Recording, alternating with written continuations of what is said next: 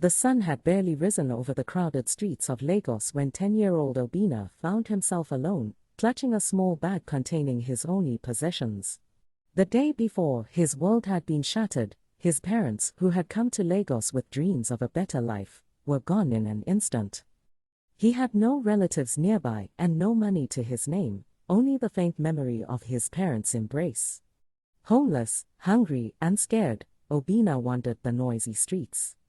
He tried begging for food, but people brushed him off. He was just another orphan, another young face in a city full of hustling and hardships. Obinna quickly learned the rules of survival. He slept in alleys, made friends with street kids, and learned which spots were safe to sleep at night. For the first few years, he survived by cleaning windshields and begging. Yet, within him, there was a fierce determination to rise above the streets.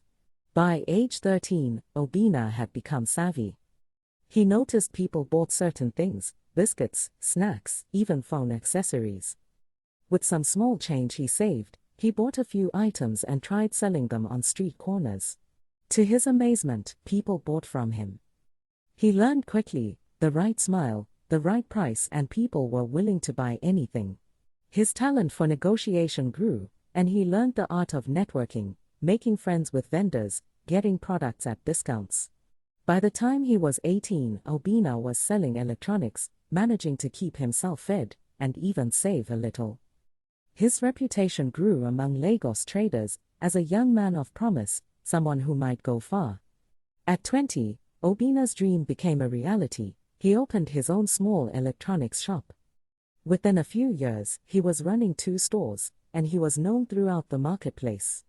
By 25, he had joined the ranks of young Lagos millionaires. As Obinna settled into life as a young Lagos millionaire, his mornings became filled with the anticipation of his venture's success. And his nights became playgrounds of entertainment and excess.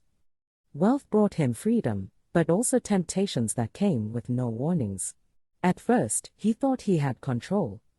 He'd limit himself to an occasional night out, reminding himself that his hard work was what got him here. But soon, Obinna found himself spending more nights away from the business. His life became a spiral of excitement, thrill, and slow neglect. He was introduced to new people, more successful and glamorous than he had ever imagined. They praised his success, spoke of higher levels of wealth, and showed him a life of pleasure he could never have imagined as a homeless boy. Obinna began hosting parties, indulging in the most expensive bottles and foods. His stores, once his pride and joy, began to feel like chores. They can run themselves, he'd tell his employees, ignoring their warnings when profits started to slip. His life became a spiral of excitement, thrill, and slow neglect. By 28, Obinna's fortune started to wane. His once thriving electronics business, known for quality and reliability, began getting complaints. His manager warned him that they were slipping, that competitors were outpacing them. But Obinna barely listened, dismissing the issues with, "I built this from the ground up. Nothing can bring it down." But the downturn only got worse.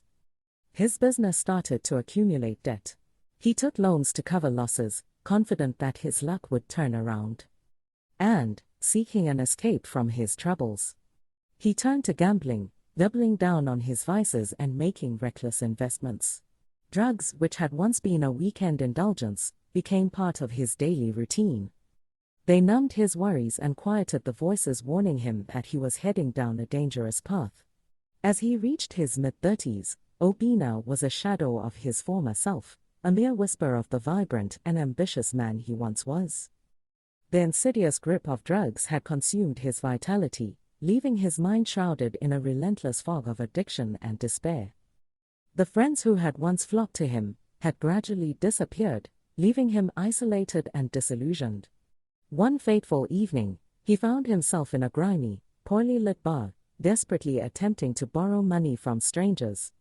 "I used to be someone," he would say, his voice trembling with a mix of desperation and nostalgia. "I own shops all over Lagos. I swear, I can make it back and repay you." Yet, the expressions that met his pleas were either mocking laughter or indifferent head shakes, perceiving only a man who no longer had anything tangible to offer. Eventually, the relentless demands of the creditors caught up with him, and the banks moved in to repossess his remaining properties.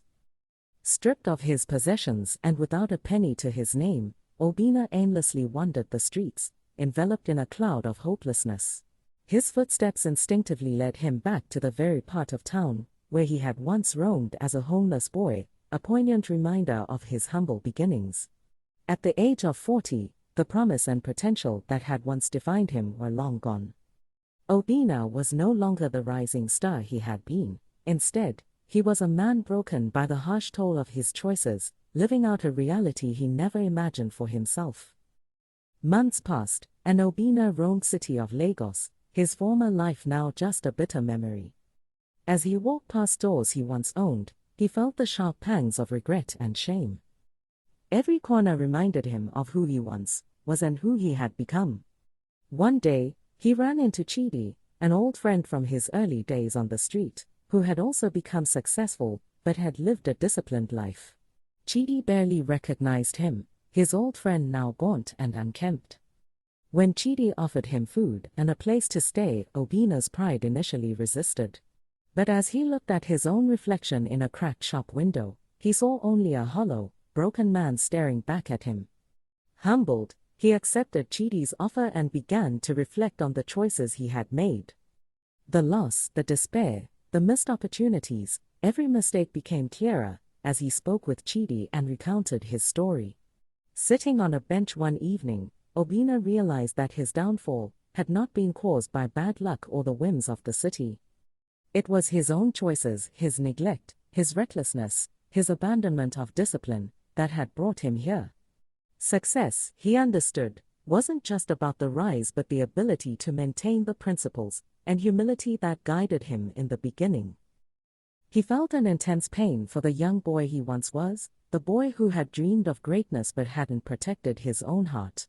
The next morning, Obinna took the first step toward rebuilding his life. It wouldn't be easy, he knew, but he had learned the hardest lesson. True success wasn't about wealth or power, but about the values that guide you and the humility to learn and grow. With Chidi's support, he started doing small jobs, focused on living a simple and honest life. Although he no longer aspired to be rich, he found a deeper peace in his heart. He'd been given a second chance, a chance to live with integrity and humility. My people, cherish humility and gratitude. Remembering where you come from and keeping a sense of humility can protect you from pride and recklessness. True success is inner peace. Material wealth doesn't define happiness or success. A fulfilling life is rooted in peace, contentment, and staying true to one's values. Obinna's journey, though filled with highs and lows, teaches that while life may test us, the true strength lies in staying true to one's principles, embracing humility, and finding purpose beyond wealth. Thanks for watching. I believe you enjoyed the story. Kindly comment, like and subscribe to our YouTube channel for more interesting tales. Goodbye.